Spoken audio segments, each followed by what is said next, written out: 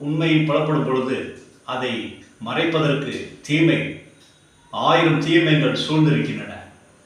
இவையெல்லாம் கடந்து அந்த உண்மை புலப்பட வேண்டும் என்றால் அந்த மனிதனுக்கு விழிப்புணர்வு வேண்டும்.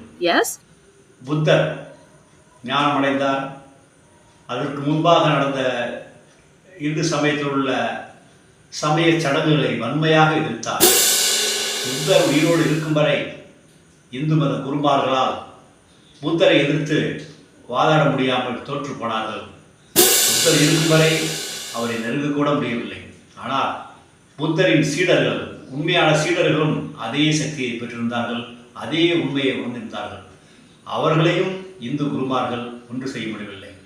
ஆனால் புத்தர் மறைந்து பல வருடங்களுக்கு பிறகு அந்த புத்த மதத்திலும் போலி குருமார்கள் உருவான பிறகுதான் புத்த மதத்தில் உள்ள போலி குருமார்களுக்கும் இந்து மத குருமார்களுக்கும் வாக்குவாதம் ஏற்பட்டு அந்த வாக்குவாதத்தில் இந்து மத குருமார்கள் வென்று போலி புத்த குருமார்களை அழித்து ஒழித்தார்கள்.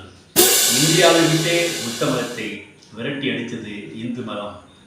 குருமார்களிலிருந்து வேதங்கள் பிறந்தன. ஆனால் அதற்கு பின் வேதாந்தங்கள் பிறந்த பின்தான் அங்கே கதைகளும்